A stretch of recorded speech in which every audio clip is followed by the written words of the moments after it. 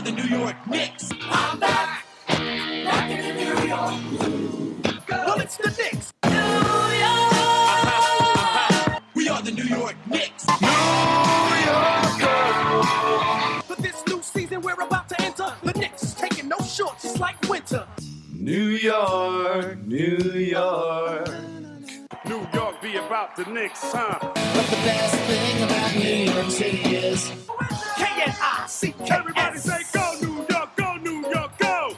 Hey everybody, welcome to the New York Knicks podcast, episode 471, part of Dash Radio, and we are now joining the Lineups Podcast Network. Go to lineups.com to check them out. They got some good stuff going on there. I am joined today by Marc and Dustin. How you doing? I'm doing pretty good, guys. How are y'all? Thanks for having me back on. Yeah. Thanks for joining us. The Knicks, since we last did a show, we did a show on Sunday. This is 2 days later. It took basically 24 hours for the Knicks to form a roster. They filled out the roster, and we're going to discuss everything about the team. So I read a tweet on Twitter. I don't know what else you'd read a tweet from Marc Berman, and just tell me what you guys think of this. What he said. Berman says, source confirms Luke Kornet moves on to the Bulls for 2 years, although unsure if all guaranteed. Mario Hezonja moved on to Portland for a minimum. Noah Vonleh and Emmanuel Mudiay won't be re-signed. Is that player development? They weren't players that had a high ceiling, or was anybody saying, oh my God, we really lost Luke Kornet? I can't believe it. Did anyone say, hey, we won 17 games. We've got to run this roster back? I would have taken Hezonja at the minimum. I'm not sad to see any of those other guys go, and I really don't think any amount of developing is going to make those guys get better.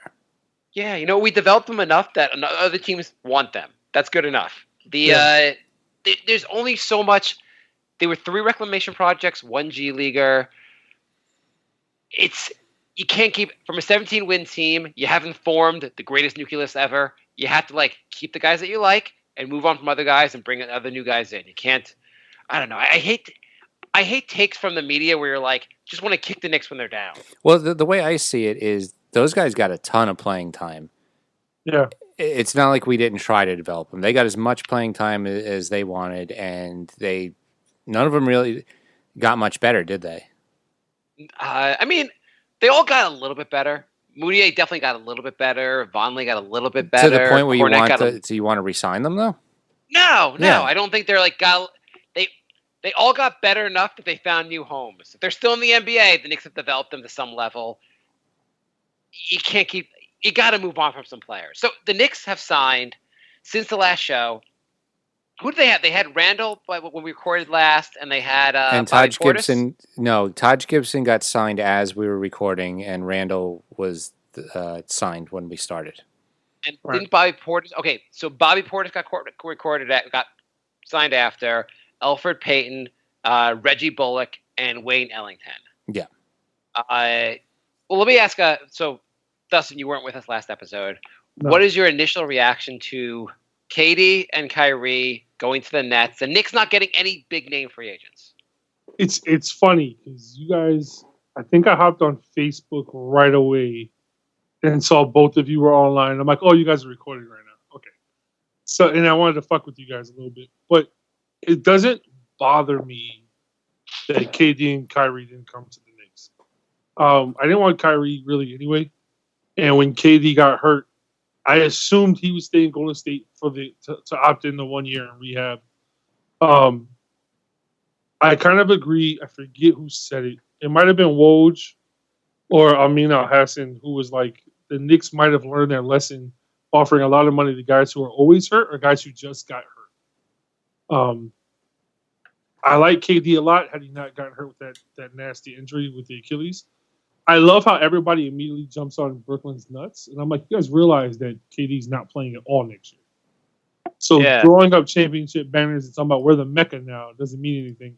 Let alone you did the same thing when Paul Pierce and Kevin Garnett came there and you did nothing.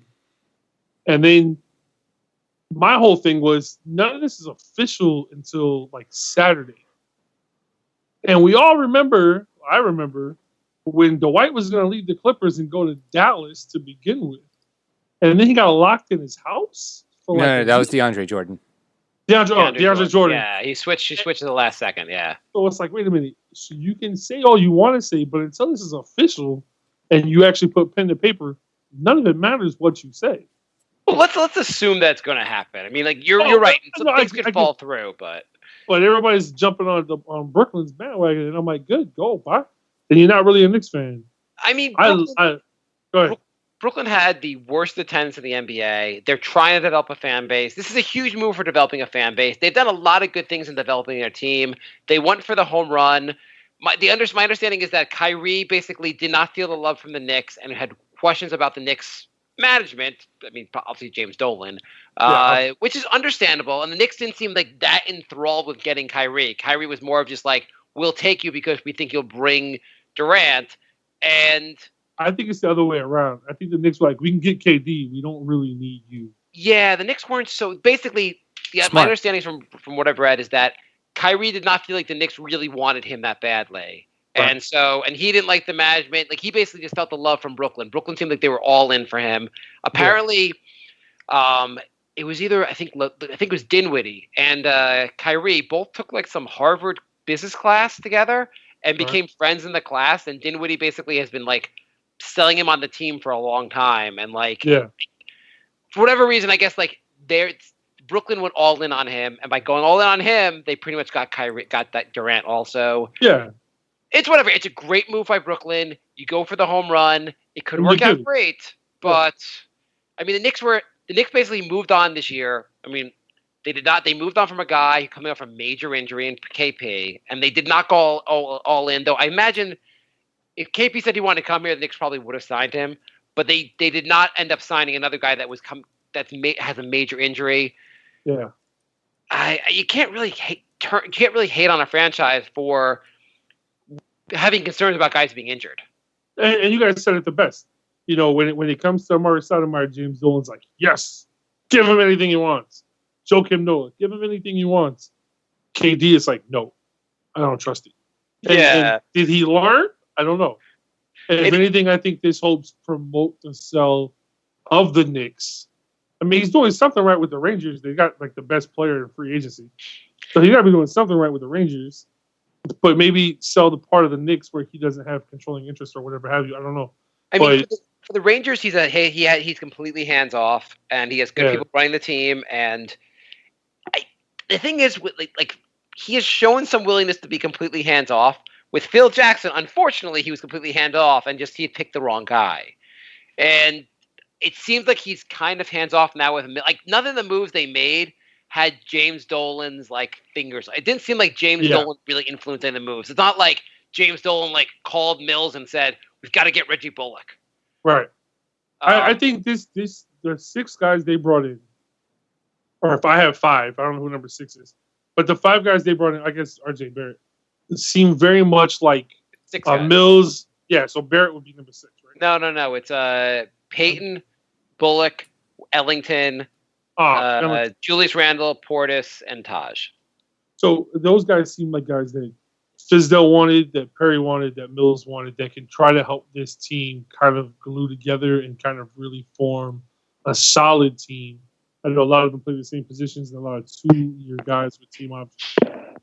So I think that's good, but I think it's more or less coaching staff.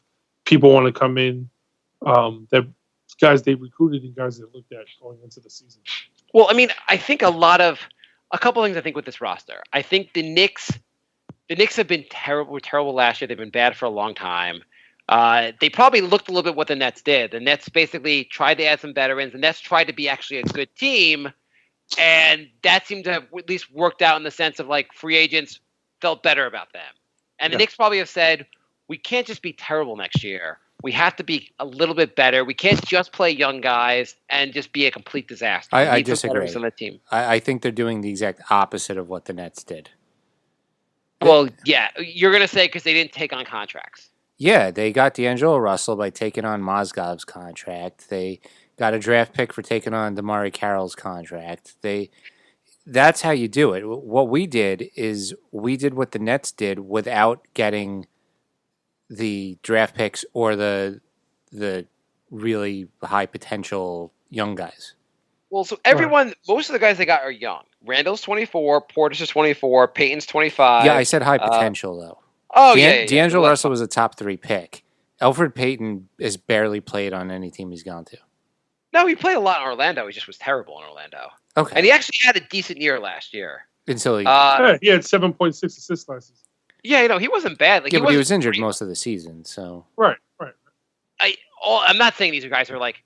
I'm not saying the Knicks got these guys and suddenly we're going to contend. I think they just wanted to be more competitive, and there's 2 ways to do it. They could have taken on cap and brought guys in, or try to develop a roster and bring in some, like, semi-youngish guys and some veterans. And I think they've chosen that path. But what's the point? I guess their point is basically they think the other younger guys will develop more if they have some veterans around them and they're playing a little more competitive basketball. Their point basically is to win 33 games instead of 17 games. That seems so irresponsible to me. Why? Tanking doesn't work anymore because they've kind of flattened the lottery odds. Not flattened enough. I mean, the Knicks are probably going to end up drafting like around 12 now. Unless they get some fluke, like, super lucky in the draft. Yeah, I think the Knicks, at some point, you also have to stop tanking and try to go in the opposite direction. After one draft pick? The Knicks have missed on, like, every pick, and now they're like, oh, we got Barrett. It's time to stop tanking. So I was trying to tell my son all about all these players we got, because I'm like, we finally got some players. I'm like, here we got Wayne Ellington and Julius Randle. Randle might be good. I'm just trying to talk it up because I wanted to be a big Knicks fan. Right. And he's a Knicks fan, but he's like, but Daddy, all those guys aren't good. I'm like, he just because I'm like, no, I know you don't know them, but they're all pretty solid role players. He's like, no, they're not good, Daddy. The Knicks are going to be terrible. Well, you know what? It doesn't matter because we got RJ Barrett. RJ Barrett's going to be a superstar. Dad, but you said the same thing about Knox and Ntilikina, and they're not good. He's on to you already, man. It's unbelievable. There's no more lying to the kid. I'm not mad about any of these guys that they signed. I'm really not. I like some of the signings actually. I'm not mad about them, and I think most of them are decent. I just don't see the point in it. They're all have a team option for the second year.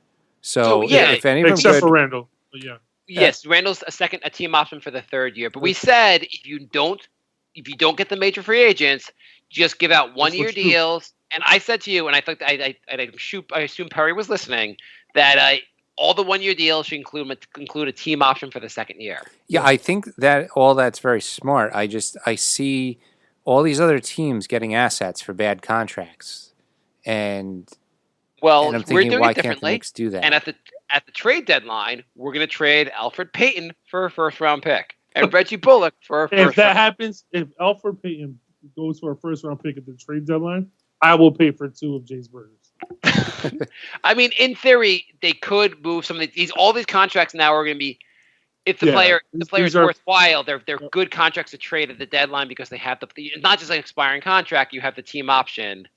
I think what they didn't want to do was just take on players that they would feel like they had to cut later on, or they feel like basically it's not going to have a role in the team. They wanted to have a team they somehow crafted.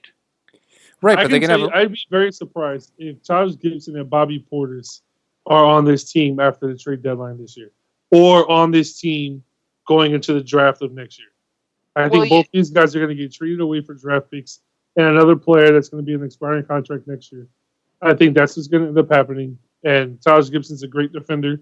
I know his defensive rating has gone down the last 2 years. It hasn't been significantly lower, but it has gone down. But he's a guy that can come off the bench, give you some energy, and give you some defensive prowess. Bobby Portis is a big guy. He's a great bench guy. He's not somebody you're going to start and somebody you want playing big-time minutes, but he's a guy that can come off the bench and give you that burst of energy and give you some scoring coming off. He's a great locker room he's guy, 250 pounds. What's up, Jay? Really great locker room guy, Portis. Yeah. He's great. Like, it's all he fun and sees bullshit and punches people in the face. Yeah. So Tommy Beer posted on Twitter. He put together what he thinks the likely Knicks rotation is. Tell me what you guys think of this. So point guard, Dennis Smith, Payton, Alfred Payton, and Frank Ntilikina. How do you see that playing out in point guard? That sounds about right to me. Who's the starter and who's the bench guys here? Yeah, I think Frank is going to have a hard time getting on the court, to be honest. Yeah, either position at two, at the 1 or the 2. I feel like Dennis Smith should start here with Peyton as the backup because you really want to develop Dennis Smith. The only 3 guys that I have some concerns. We brought in so many veterans. My concern is that the young guys aren't going to get enough minutes. But then I really looked at this roster, and the only guys I really care about getting minutes are the young guys. I want Dennis Smith to get minutes. I want RJ Barrett to get minutes. I want Mitchell Robinson to get minutes. Everyone else could fight for their minutes because no one else I'm not really sold on for the young players. But so we see Dennis Smith at starting, Peyton backing up, or vice versa. And Frank, if you're a diehard Frank loyalist, you're feeling pretty bad right now. Yeah, I was thinking that Peyton had a much better season than he got a lot of assists, but there wasn't a lot of scoring on the Pelicans, and he played 30 minutes a game and only averaged 10 points a game. He's not a very good shooter. His offense, Dennis Smith's offensive potential is much higher. Yeah.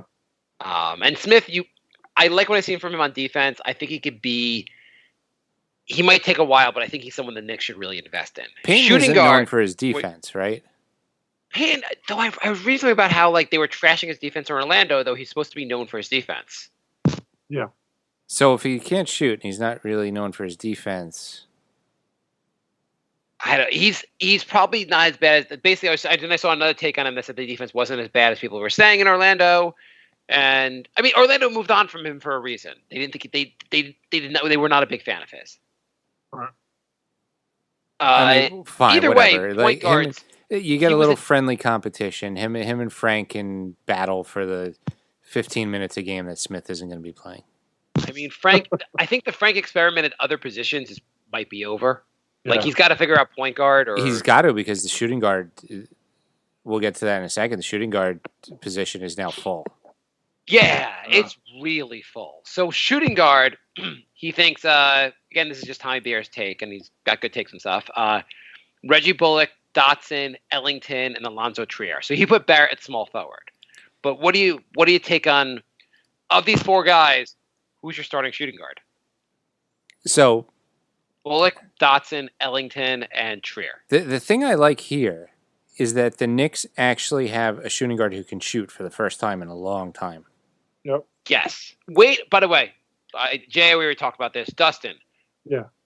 Which of these 4 guys? Oh, forget it. Wayne Ellington was once a Knick. Yeah. How did he become a Knick, and why is he? Why? What? Tell me the story. He was part of a big trade. He was drafted at first, and then he was traded when we brought in. Did he come from Phoenix? No. Wayne Ellington was part of a big trade. Okay.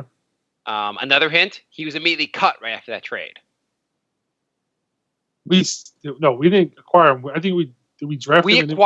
We didn't draft him. We acquired him. Phil Jackson traded for him. You give up? Oh yeah. Go ahead. Okay. Coming from the Bulls. Tyson Chandler Felton trade to Dallas. The Knicks got Wayne Ellington. Steven tried to figure out if he could play basketball. They just cut him immediately. Yeah. Smart. And so he's gone on to be a pretty good shooter. Last year, he shot a pretty solid percentage from 3, shooting like 9 threes a game. Well, welcome back to New York, Wayne. We're glad to have you back. Hopefully longer than a cup of coffee and a bagel. Yeah, Hopefully, you could be a little bit. As the position is titled shooting guard, as Jace pointed out. Knicks have not had many shooters, guys as shooting guards, that can actually shoot. So this is a solid upgrade. So last year he shot 37% on 8 attempts a game. That is pretty goddamn good. 37 is very good, and he has actually shot. No, that was all that. It's not like the when the Noah Vonleh thing, when Knicks were like, fans were like, he's a stretch big. Noah Vonleh shot like 2 threes a game. You're not a stretch if you're shooting 2. You're shooting 8 threes a game. You're a stretch player. You're a player they have to guard from 3. He's a career 38% 3-point shooter, which is really good. Bullock is also a pretty solid 3-point shooter. Dotson is by the way, Dotson's on the older side on this roster. Yeah. At 25, but he's like almost considered like the wildly veteran. Yeah, we like his defense. It needs to get better, but it's pretty good, and his shooting got better. Like he had some pretty good games last year for the Knicks, though obviously he has a ways to go. And obviously Trier is ISO I was zone. a big fan of him bringing him in, like having him on the team. So how do you see this playing out? Who's going to be an actual starter? If you don't have Barrett at the number 2, which apparently this guy has him at 3, I think you're looking at having somebody like Trier or Ellington. I think Trier, because he already knows the system, he's been in it for a full season or half a season at least. I'm sorry, you're saying we have a system? Well, he's been with the same coach for at least half the season. I think I'm surprised the Knicks didn't fire Fizdale and get somebody else in there already. I think Fizdale's system was like, have you tried basketball? Go play it.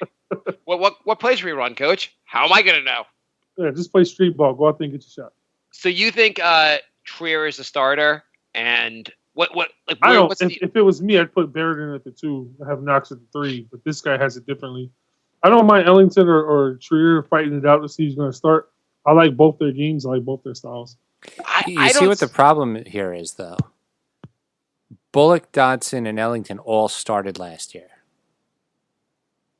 Yeah. And somebody's going to get almost no minutes now. Yeah. Trier seems like a guy that you really want off the bench. He seems like a guy that will score a lot of points in a hurry. He's more of a spark plug. I don't know if he's gotten to the point where you're starting Trier. I think Trier gets almost no playing time. That would drive me a little crazy. I think from this lineup, I don't know if Bullock and Ellington, I think the Knicks may, I guess it depends on what happens in training camp, I say. But I would think you'd want to try to start Dotson and see if his development goes further. But it's gonna be a tough battle for minutes between these guys. I think it goes Bullock, Dodson, Ellington, Trier.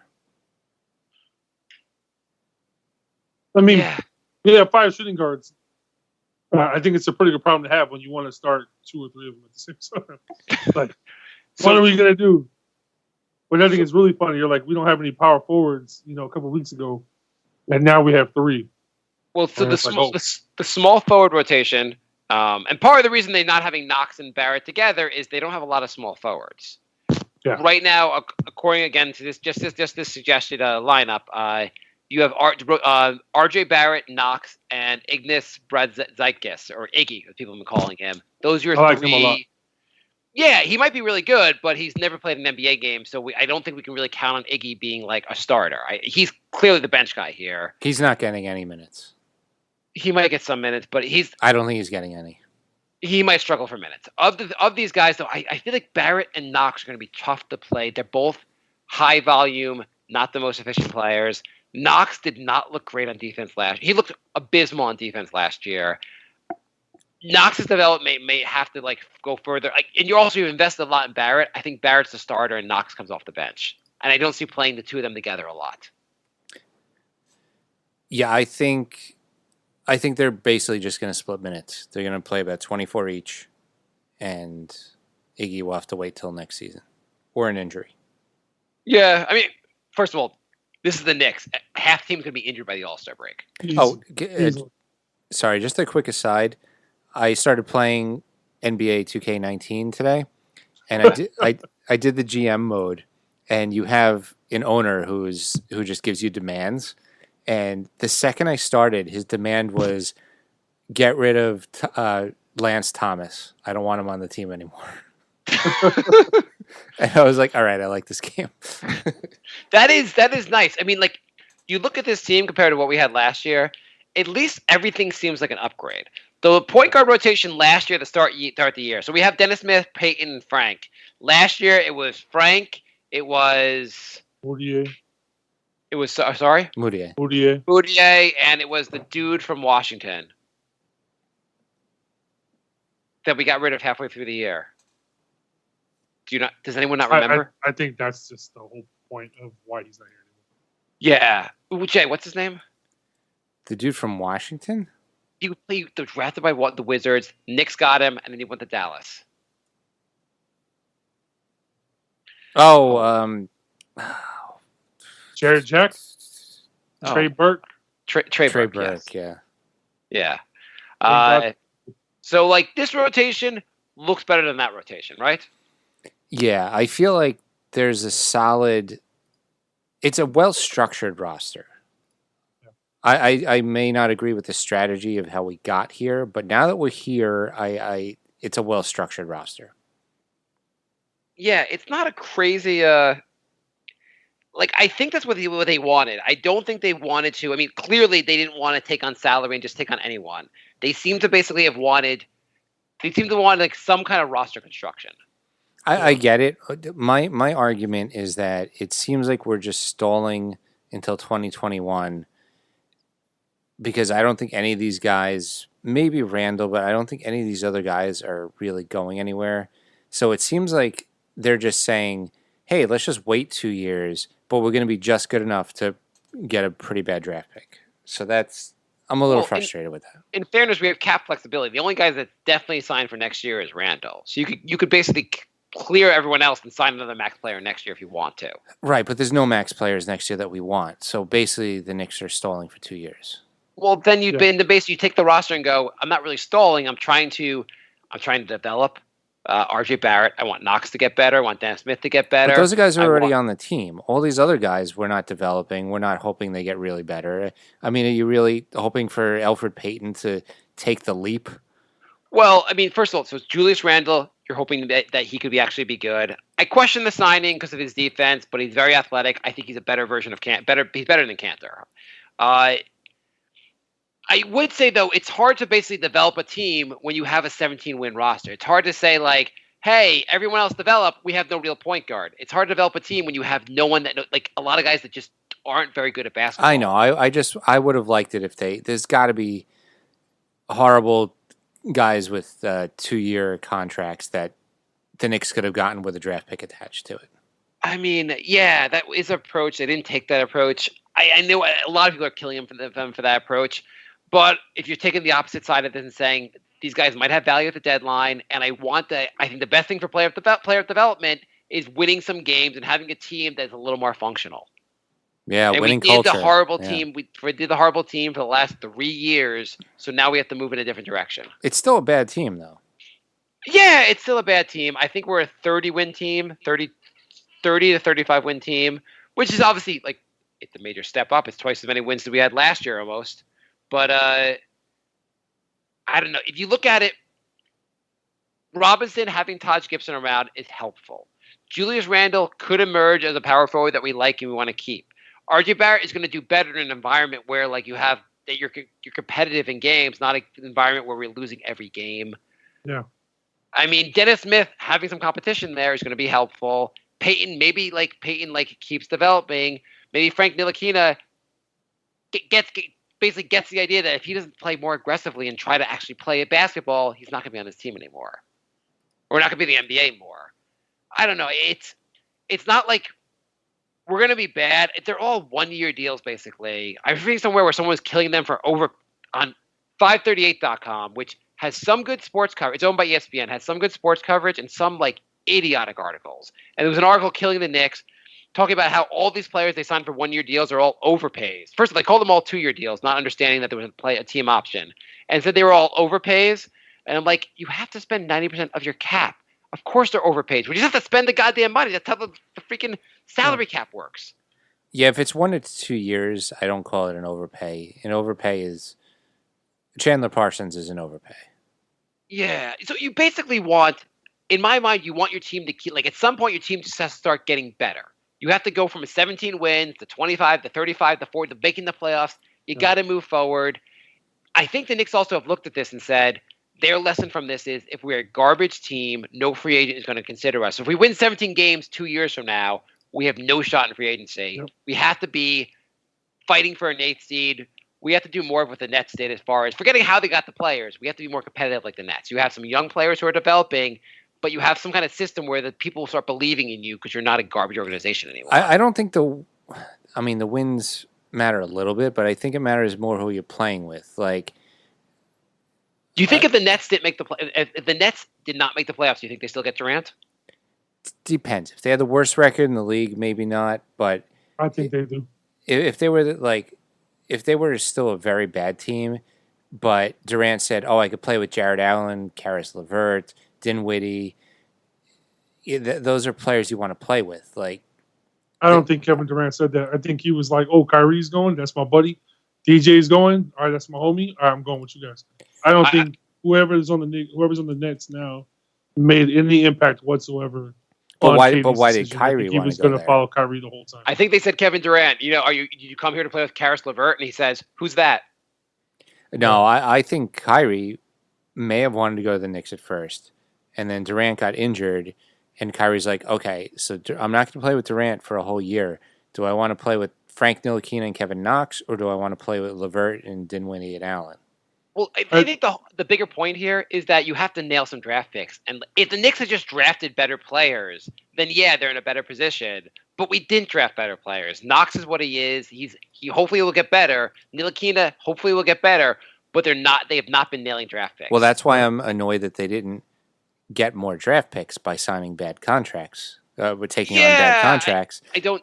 Because if you have one Dustin, draft pick and you miss on it, then you're finished. If you have two, at least you got a backup plan. Dustin, how do you feel about this? Like, so Jay's making the point, which a lot of people are making, that the Knicks, they don't like the path the Knicks won here because they should have taken on salary cap and just taken draft picks that way. Because a lot of teams are looking to dump salary. The Knicks would have had they could have very likely have taken salary back and gotten draft picks. It would really depend on how long the contract is. They're all 2 years or less. All right, yeah. I mean, no, it's but how much. You know what I mean? When you're looking at somebody, I said how long. You take somebody like a Chandler Parsons whose contract is coming up, where last year we wouldn't have done it, but this year we could. You know, what is the pick that we're getting with that? If it's coming from Golden State or if it's coming from San Antonio, I don't really want that draft pick because I know it's going to be in the back half of the first round. But if you're not going to get a top 10 pick this way. It's usually you're getting like late first round picks or second round picks this way. Most teams are not trading. It's unlikely the first team to go to like purposely trade you a top 10 pick. But you can get a pick later on down the road. When you look at somebody like Dallas, we don't get their pick because it went to Atlanta. But we got their picks later on where we don't know what KP is going to be like or what Luke is going to be like or what anybody else is going down is going to be. Yeah, no, that's a good point. Where it could be further down where they're projecting to be so good, but they actually end up stinking and you get a better pick and it could be a lottery pick. Yeah, that's a good point. You always, if it's a good team, you just say, give it to me 3 or 4 years down the road. If you took a Lakers pick for like 3 years down the road, LeBron's 38. That's why New Orleans, you don't know made out like a bandit in the AD trade. Yeah. LeBron will be 38. Davis could have a career-ending injury. You don't know, and that Lakers pick could be amazing. If I was a GM, I would also do like every trade. I'd be like, everything's ready to go. We're about to do it. I'm like, I'm gonna have to walk away. What will it take to get this done? Can I have your 2032 first round pick? 2032. No, I'm just saying. I'm not even kidding. I would do this strategy where like the GM would be like, I'll probably be dead by then. Sure, just take it. Who cares? Like people will just throw them at, and then it'll hit like 2030, and you're like, Knicks have every draft pick in 2030? Yeah, they literally have every draft pick for that year. The Knicks have the entire draft class. I play all the time. Like I love playing 2K19 because I'll take a shitty contract and then get like 3 first-round draft picks much later that's available I can get. And I do that all the time. And I love having it because then when the time for that year comes around and I'm the GM, I'm sitting there with 5 lottery picks. You do that in what? And 2K19. Oh, yeah. I do that too. It's it'll be great. Like, if the Earth doesn't end by the year 2100, Knicks are really set that year. So Dustin, what do you think of the Knicks strategy compared to the strategy of taking draft picks? And I know it obviously depends on who the players were and but like the Knicks didn't try to do that strategy at all. Do you like what the Knicks did? Yeah. I don't love Randall coming in for the money he is. I love the term of the contract. It's guaranteed 2 years, possibly a third. And then you bring in somebody like Tyrese Gibson. I've been a Tyrese Gibson fan forever. I love the fact that he's a great defender. He's going to be a great – I have written down here, he's a veteran. He's a great defender. He's a Tibbs guy, so you know he loves to work. And I have him being more like a bench coach, right, where he can coach defensive stuff to somebody like Robinson. Placement here, do this here, coach up Randall a little bit with the defense, and he's going to command that respect out of the 4 and 5 position that can really help those guys hopefully raise their game up. Julius Randle's a guy I wouldn't mind signing long term if in 2 years he's shown he's progressed to be more than just an around the rim scorer. He can hit his free throws, he can step out 10, 15 feet, hit those longer twos, and he can play some defense. I would love to keep him around a lot longer than that. I think he's a great power forward. He's got good size, good stockiness to him. You know, he blows the shit out of Eden's cancer every time he does. He beat him for 45 the last time they played. But that's neither here nor there. If he can show off what he can do, I would love to keep Gibson around. But I think he's one of those guys, when you talk about you cut somebody and they get the buyout market, you know what I mean, after free agents, after the trade deadline ends, I think Gibson's going to be one of those guys that people are looking to add a veteran that can defend to get 5 to 15 minutes on the back half of the playoff team. Are you saying the Knicks would cut him? No, I'm to saying like trade in him. that time frame. Yeah, in that time. Yeah. I mean, so trade deadline, those are guys you're looking at. Solid defenders, veteran guys that give you 10 to 15 minutes on a playoff team to help bring a championship home. So the rest of this rotation, so they have Barrett, Knox, and Iggy. We're saying that Knox and Barrett kind of split the minutes. Hopefully Barrett emerges and kind of takes this job. I think Iggy's going to surprise some people. I think you guys are really kind of selling him short. I liked him when he played in Michigan. He has that kind of, piss and vigor in his veins where he wants to get out there and prove some people wrong. And I think he's going to surprise some people, especially in Summer League. I think he's going to turn some heads and you're going to be like, wow, it's a great second round pick. Yeah, so I'm not selling him short. I've never seen Iggy play. I don't know how good he is. I'm really just saying they have two guys they really want to develop ahead of him in the rotation, so he's going to struggle to get minutes. But if he plays well in Summer League and plays well at practices, he could crack the rotation. I think long term you're not going to have Barrett playing the 3. I think he's going to end up becoming the shooting guard, and Knox is going to take over the 3, and you're going to have Iggy coming off the bench. Okay, that could happen. Barrett is a 2/3. I think maybe you're sliding him at the 3 more because of the lack of depth in the 3. Right.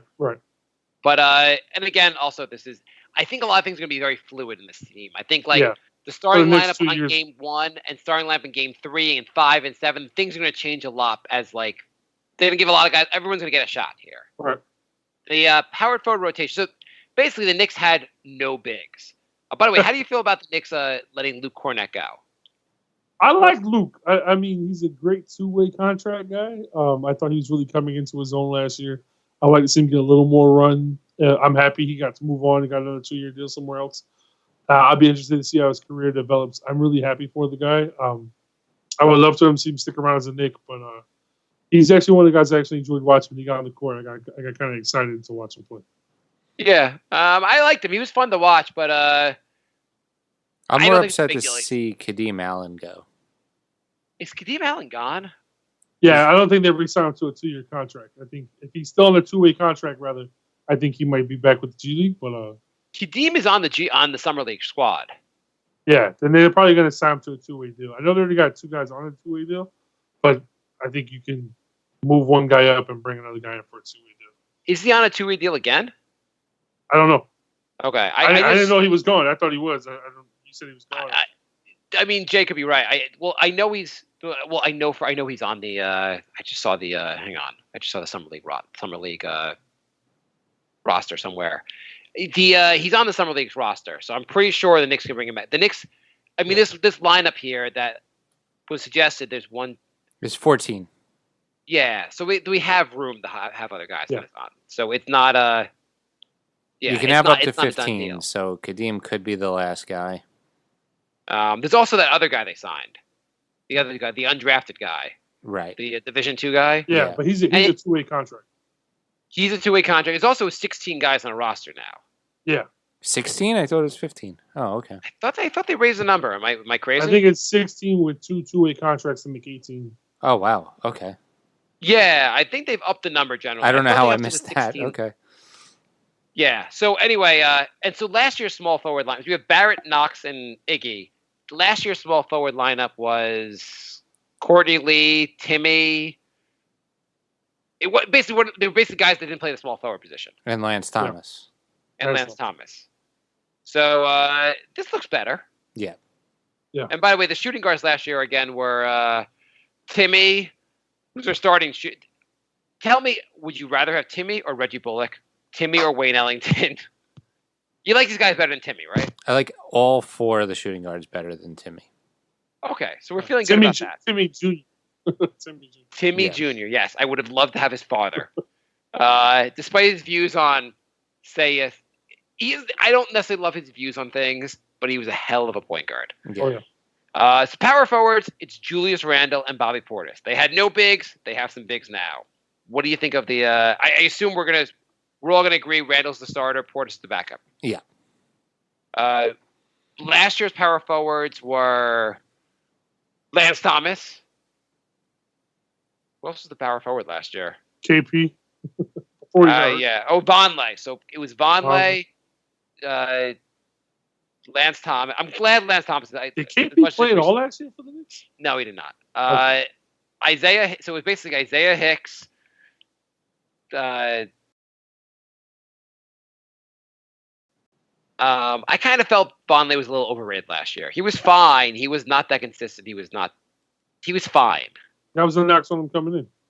When we brought him in, he was inconsistent. When he did show up to play, he played really well, but he was very inconsistent, and it was a motor thing. Yeah, he clearly wasn't he wasn't the guy you really were hoping to have as your starting power forward. Though he did on a couple of occasions hold the Greek Freak to just all-star numbers. Everybody else gave up like 35, and he only gave up 31. Yeah. The center position, Mitchell Robinson and Taj Gibson. Robinson's going to start, right? Yeah. Yeah. Oh, yeah. Yeah. But I still think, do you think Robinson's going to play? How many minutes do you think Robinson's going to play a game? That's a good question. I have no idea. He didn't play that many last season.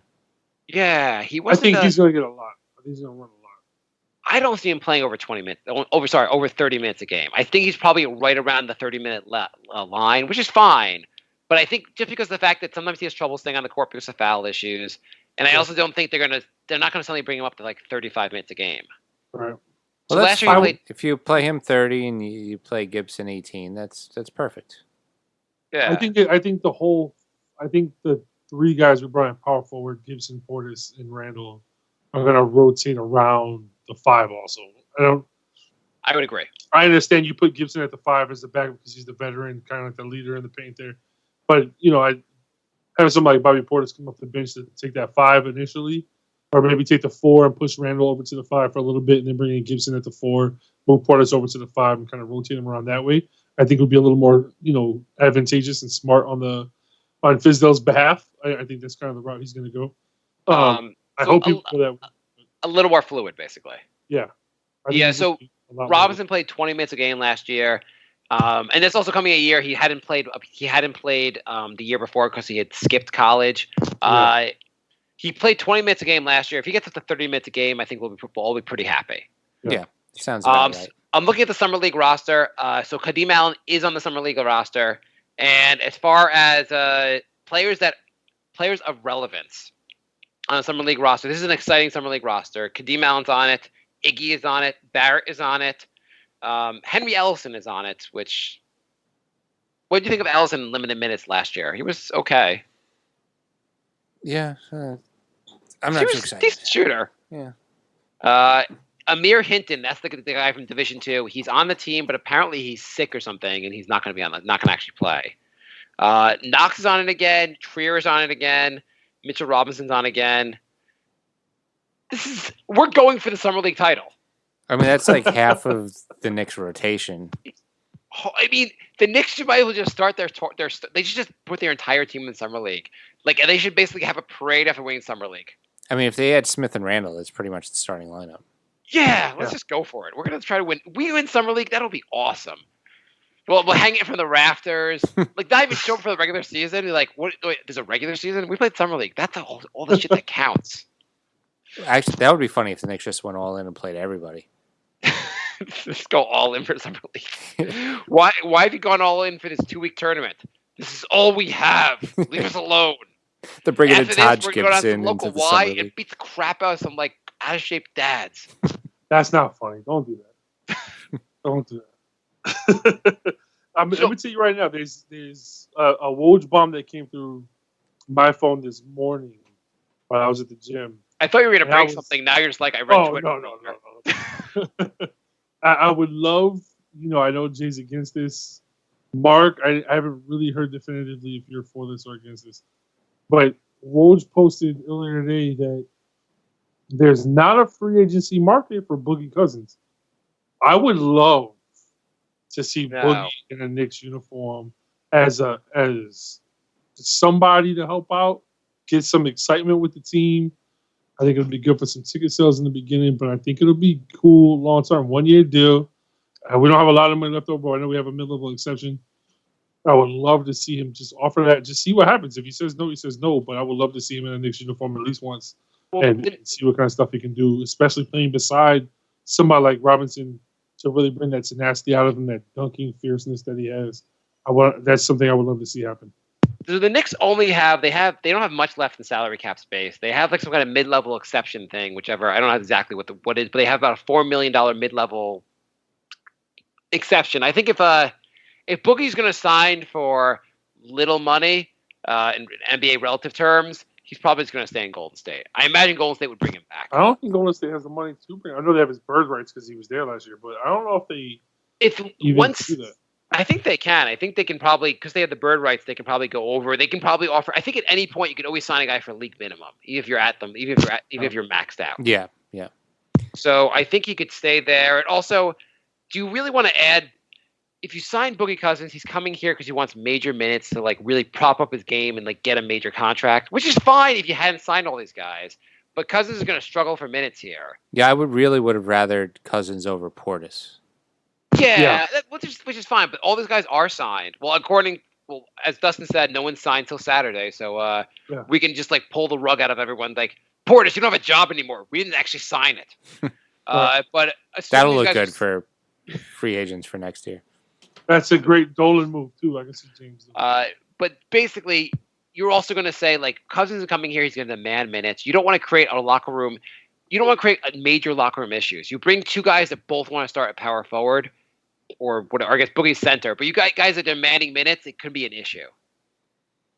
Like you don't want to bring. Like you said, you got somebody like Robinson. You're not going to just jack him up to 35 minutes a game. Yeah, but he's going to get. You want to play him like 30 minutes a game. You don't want to. You want to develop Robinson. You don't want to have a situation where the young guys that you want to develop can't play, or like Boogie and Randall are frustrated because they can't get minutes, and suddenly the locker room turns toxic. Yeah, but if the Knicks didn't have Portis, you could have just switched Cousins between the 4 and 5. Yeah, and he could have played 30 minutes a game. Right. Yeah, but they have Portis. I'm just saying they did this already. I'm not saying that that was the greatest move. I guess the good thing about a guy like Portis, and a good thing about some of these other guys, is that they could start or they could be backups. It's not insane to make any of these guys backups. Like Bobby Portis won't be like, "Oh my God, I'm not starting. This is crazy. How could you not start?" Well, he might be. You think so? I feel like Portis has not really established himself in the NBA. I think a lot of these guys, like Reggie Bullock and Wayne Ellington, are good, but if you move them to like 6th or 7th guy on the bench, I think they'd probably be pretty understanding. They're not expecting. They're not all stars. Yeah, Portis seems like an understanding sort of guy. Yeah, so he'll probably punch Julius Randle, and that's how he'll get his minutes. He'll just knock out whoever's ahead of him. He'll punch Lance Thomas. Lance Thomas will be like, "I'm not even on the team anymore. I brought tickets to the game. Leave me alone." At least you know what the good thing about Bobby Portis is. I'm curious to see what the good thing about Bobby Portis is. If KP ever comes, if KP comes to MSG and has a good game, Portis will punch him, and we'll all be happy about that. By the way, there's a poll on our Twitter at NY Knicks Podcast about who Bobby Portis is going to punch out first. Who won? Dennis Smith Jr. has a commanding lead. Okay. The poll ends tomorrow, but yes, I believe Smith is going to run away with this. I mean, if you're going to punch someone, please don't punch our potential starting point guard. That's not going to be very helpful. Yeah. Well, you know what? Hang on. So he may have punched someone, but who was the last Knick that they brought in because he that had physically assaulted another? Well, forget it. Latrell Sprewell choked his coach, and it was a great Knick. So shut the hell up. Choking takes a little more finesse than just swinging. I don't know. Choking is something you do when you're trying to murder someone. Seems a lot worse than just punching someone. Well, anybody can throw a haymaker and get lucky connected. Yeah, he throws a punch. That just kind of happens. Latrell Sprewell didn't even take another player. Tried to murder his coach for like going like you have to do suicide because you missed that shot or whatever the hell Carlissimo said to him. Either way, that worked out. Maybe the Knicks thing now is taking guys who physically assault other players and having it work out here. How did it never come out what was said to Sprewell? I mean, did it ever come out? Yeah, maybe that was a very different time, though. Yeah. It's not. Social media is not like it is. I don't even think there was social media back then, unless you count MySpace and I think that was before MySpace. That was before MySpace, before Friendster. I don't think it was. This is '98. The internet barely existed. The social media was like AOL chat rooms. Yeah. Yahoo chat rooms. Too. Yeah. I mean, Google literally didn't exist at this point. So. This is true. Wow. Imagine back in the day. For all you young kids, go talk to your grandparents about it. I try to tell my kid, I'm like, I tell my son, I'm like, back in my day, like we didn't even have phones with us. You had a phone, which was just like one phone in the house, and he's like, yeah, that's great. You were alive when the dinosaurs. Let's move on. Not even amazed at all about the things we didn't have. I have a question for you guys, and I know I asked this to Jay. You said he liked to move. Golden State signed and traded for D'Angelo Russell.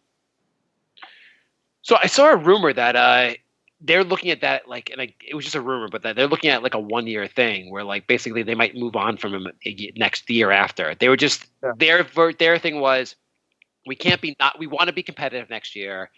We need to find someone that's gonna be good and score a lot of points. He fits the bill, but someone also that we could trade thereafter. And so if he has a good year for Golden State, then they can move him when Clay comes back. Yeah. Clay might be back before the playoffs. Right. In which case, you move Clay to the 3, and you got still a pretty damn good team. Yeah. I mean, like it. It's not a bad, if he fits well there, it's a good move. I like Golden State's move. I didn't even think they'd be in on the market, and this is a pretty solid move by them. Yeah, I mean, clearly not a Kevin Durant, but I think it still makes them a very good team. Yeah, Dustin, what did you think of the move? I didn't understand the move, especially because right after they signed and traded for him, they announced we did it so we didn't lose out on KD completely because we're going to trade him whenever we can to get something in return. Right, so they just didn't lose KD. And I was like, well, that's kind of dumb you announced that like that. But then I started thinking to myself, you keep him around until Clay comes back. When Clay's back in form, yeah, you can move him. You'll still get something for him. But what are you honestly expecting to get when everybody knows you did it just to get something back? Well, I mean, they can look at it. They can see how it works out. If it's working out really well, they may just keep him. And if it's not working... If not, it's an all-star point guard. It doesn't matter if everyone knows you're looking to trade him. It's an all-star point guard. You just need two teams that want him. And they don't have to trade him. So even if they say they want to, it's like we have this all-star point guard. He's better than the point guards on like 3/4 of the teams in the league right now. So, but you guys are talking about trying to get him since the Knicks are missing on Kyrie. Are you still trying to make a move to get him? I would have liked the Knicks to have signed him in the first place, but I mean, let's see how he plays. If he keeps playing well, then you might consider him. There was one stat I saw about him though, I forget exactly what it was, but it's something along the lines of just how horrible he is at getting to the free throw line. He had some kind of historically low percentage of free throw shots for how many shots he actually takes. This is true. He's also very young though. He's very young. He'll get better. I would have taken a chance on him. Is what it is. Knicks can get him, but I think it's a solid move on Golden State. Golden State does not want to take the year off. Though if I was Golden State, I would have said, Steph Curry, you're injured next year. What? You're out for next year also. We're just going to take the year off. But they want to be competitive, and they need someone else to be competitive next year. Yeah. You know what? So I was reading another take on that. Someone else posted a take on that. If the Knicks had only kept KP, they could have signed Durant. How would you feel if the Knicks basically the big moves were keeping a guy that's coming off a major injury to get a guy that has a major injury? Well, also one of the guys who had a major injury does not even want to be there. So you can keep him, but he has made it very clear he doesn't even want to be there. Yeah. By the way, how do you feel also about DeAndre Jordan? Apparently, was a big proponent of going to Brooklyn. He wasn't even like, I play for the Knicks, you should come here. He was like, sounds good, let's go to Brooklyn. I think he was just jumping on board. Like, I don't think people realize, like, in this day and age where it's like, I want to play with my buddy. I think AAU basketball really messed up. I want to play with my friends. I want to play with my friends. I want to play with my friends. I want to bring it back where it's like, we have a young team now. DeAndre Jordan wants to go play with his buddies, KD and Kyrie. Fine. You love playing with Dennis Smith Jr., you were happy to come with him to New York. And now because your two other friends that you like more than Dennis Smith Jr. are going to Brooklyn, you're going to go to Brooklyn. There you go. Go. I mean, like, whatever. It's not a huge loss, and Todd Gibson's like losing DeAndre Jordan, getting Todd Gibson is like, it's fine. wash, Like one of those 6 in one hand, half a dozen in the other hand. Like it's not much of a difference. I like so overall, even though I don't necessarily agree with Jay in the sense that it would have been nice if they acquired some draft picks, as opposed to just signing players. I don't mind the roster. The more this has sunk in, I think the Knicks are going to be a competitive team. They're at least going to be a little more fun to watch than they were last year. Yeah. I think the Knicks got really fun to watch after the KP trade. When you brought in somebody like Dennis Smith, who doesn't mind scoring the ball and giving the ball up to, a high flyer for a lob dunk or anything like that. I think it's going to be a lot of fun now. And Peyton is a pass first point guard also, and Ntilikina is a pass first point guard. Hey Jay, we have a voicemail. Do you want to play it?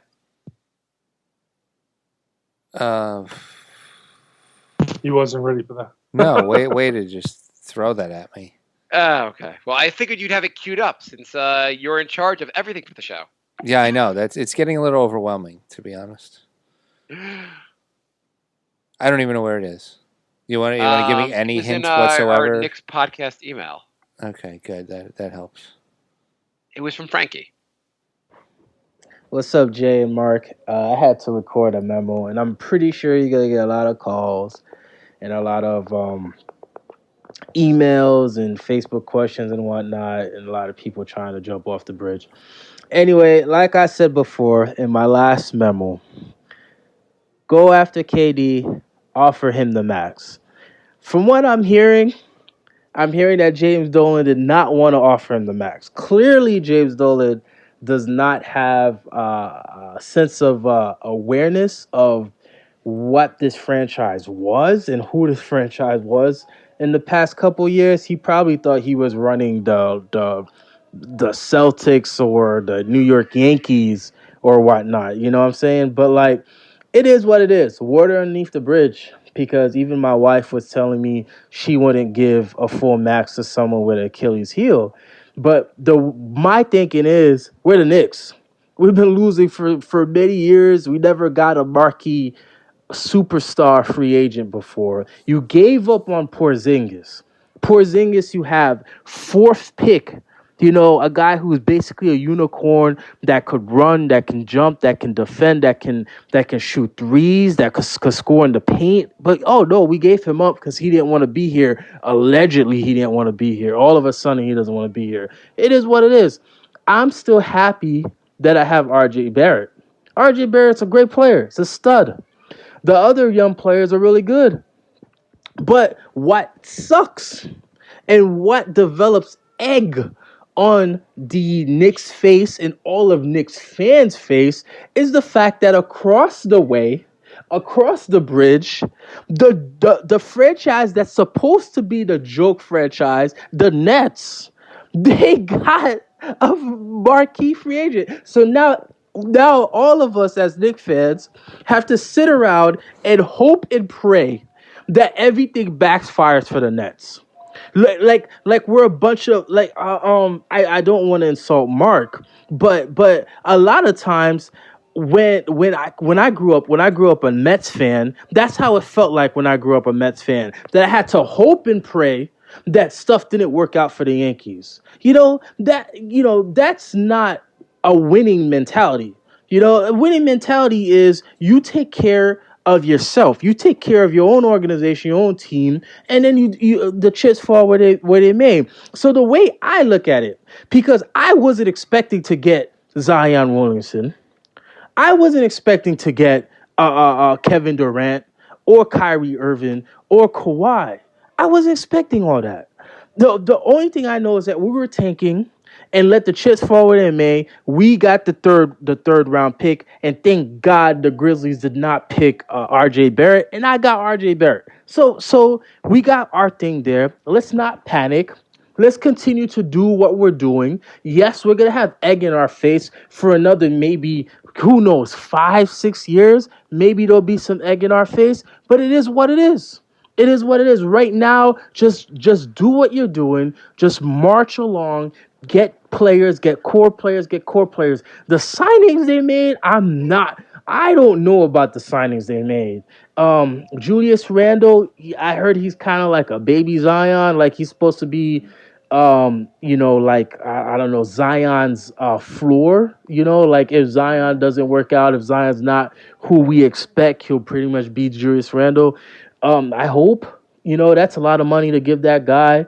They signed a couple other players that doesn't really do much for anybody.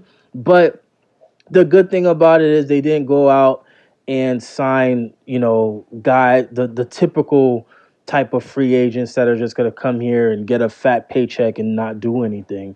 So, yeah, the Knicks are a joke. They've been a joke. They've been a joke for a while.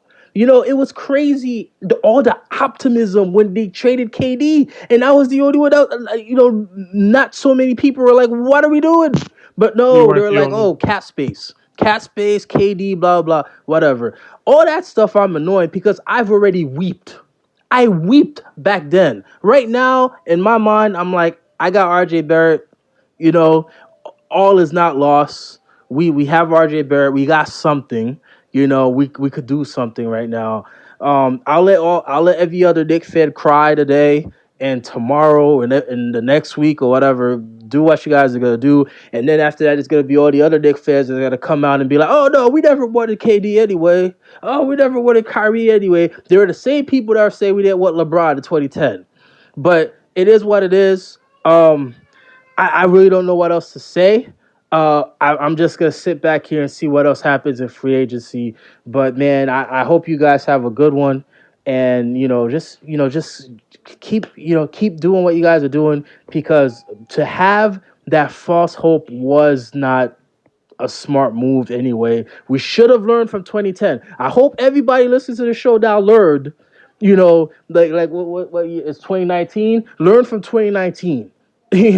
Don't rely on cap space and free agent moves or whatever. That's stupid. Right? Just build a team and win. That's it. All right, peace out. Yeah. All right. Thank you, Frankie. That was another good message. I think he made a good point that I think he made a good point generally is we should not spend the next 2 years waiting on Bradley Beal or whoever else is going to. Yeah. It just don't. Or the big one will be basically, I've heard rumors. I think Giannis might sign here. Just build a team. And then, like, when free agency happens, you can always build on it there. But you have to build a team.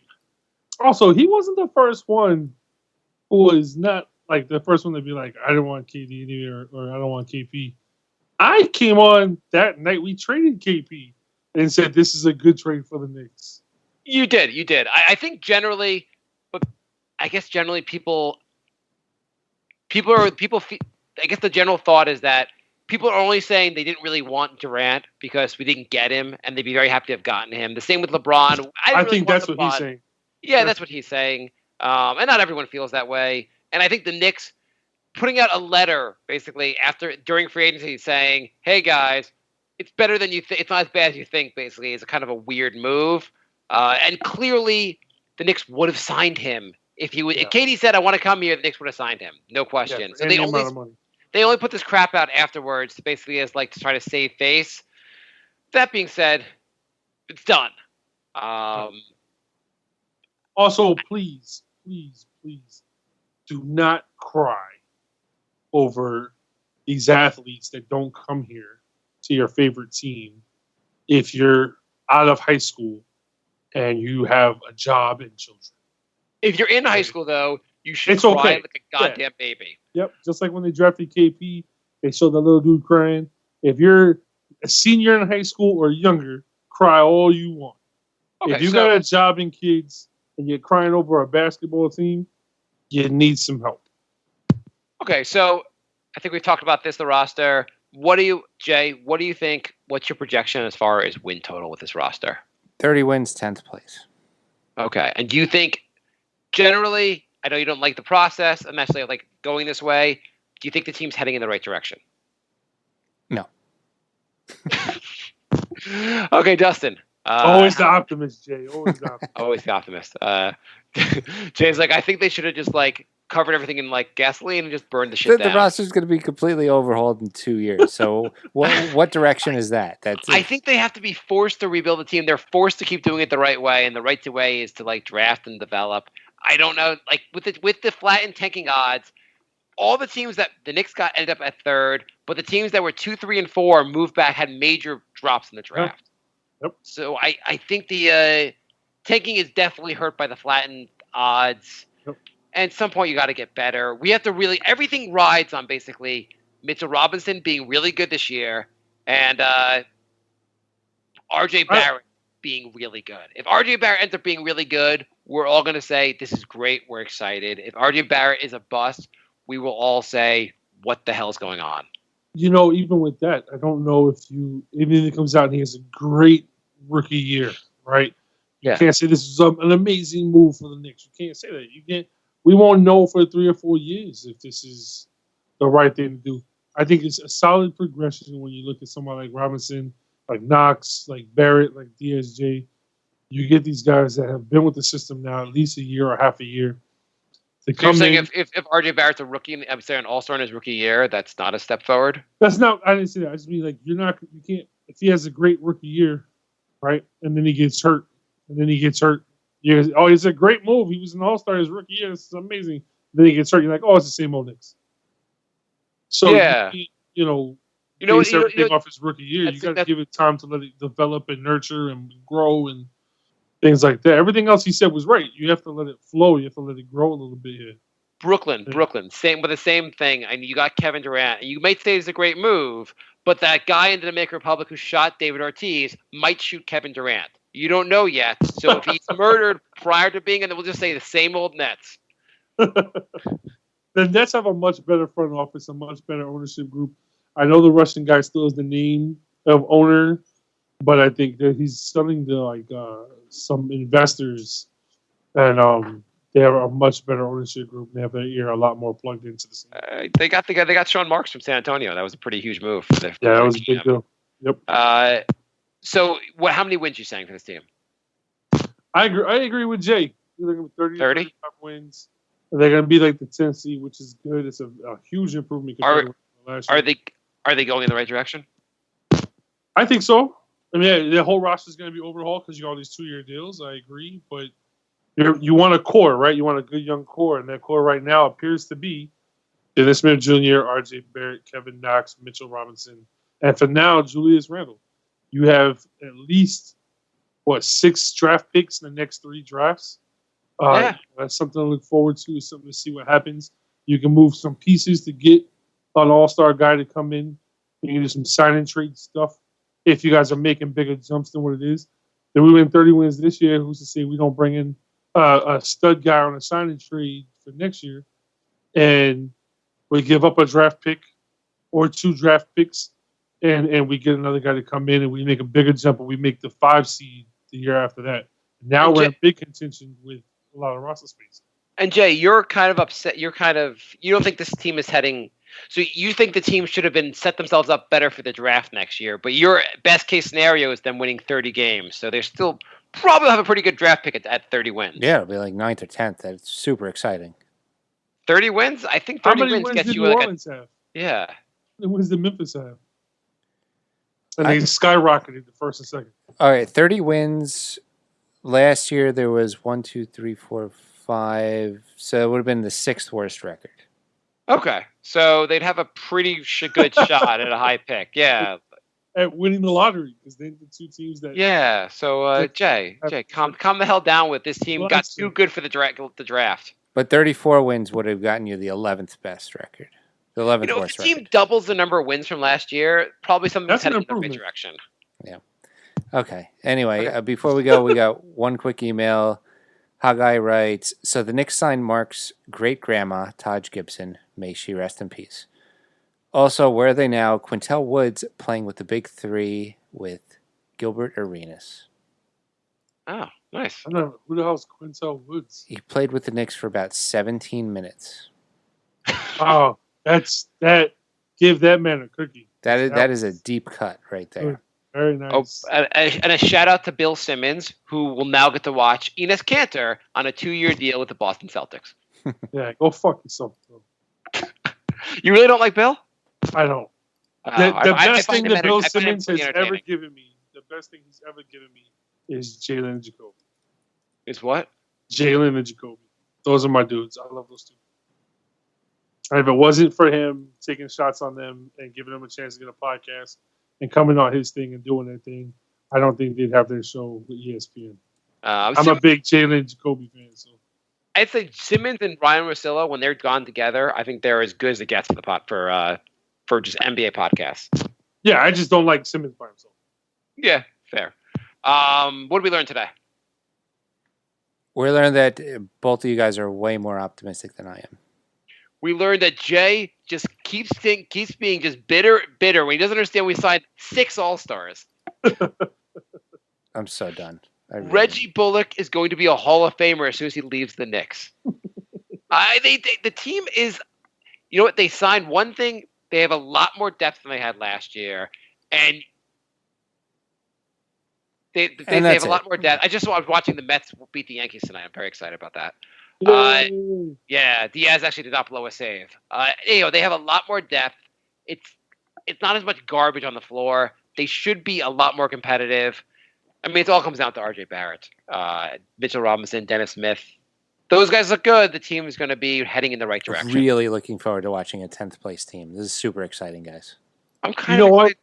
You say that shit now, but when they're winning, when they hit 18 wins, you're going to be like, oh man! In late January. I was going to say late April. You are first. Are you excited for? Are you excited for the summer league game, Zion versus Barrett? I'm always excited for summer league. I'm finally glad Jay lets me come on the podcast as often as he's let me, because I will message him during the game like, "Are you watching this? Like, check this out. Like, this play here. Look at this." He's like, "No, I have a job. I have a life. I'm not a stay-at-home dad like you."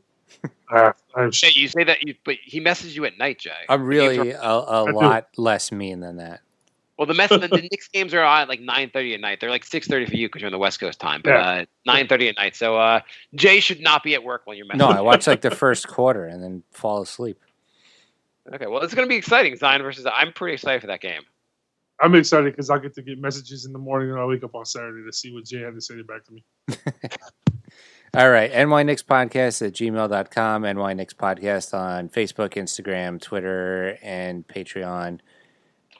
You could leave us a voice message through email or one of those other outlets, and we could play it that way because I haven't figured out why our real voicemail isn't working yet. Send us voice memos. That works better. Just generally, though, keep them a couple minutes long. 3 minutes, please. 3 minutes long. 3 minutes long would be ideal. But we love the voice memo idea. So send us a voice memo. All right. Thanks for coming on, Dustin. Thank you guys for having me as always. All right. And don't forget, we're on the Lineups Podcast Network, yes. Podcast Network. Yep, and, lineups.com. If you want to buy tickets, there's a link on our website for the affiliate. What is it, Jay? If you go to thenewyorknickspodcast.com, right at the very top, there is a link for Ticket Club. So you can click on that and get 10 to 20% off all live tickets. And Jay still has some Knicks pens, some New York Knicks podcast pens. So if you want any, you can just show up at his door. Where do you live again, Jay? There's a store link. You buy a shirt, you get some pens with it. Okay. Less than 10 shirts left, so get them while they last. Yes, they're a collector's item they're a collector's item, whatever. All right. Thanks for listening, everybody. We'll be back at some point. Bye.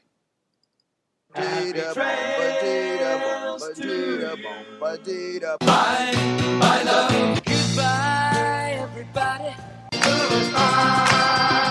It's all over. Goodbye. It's time to go. This is the end. Say goodbye. You cannot go away. I'm gonna leave you. It's the end. alone.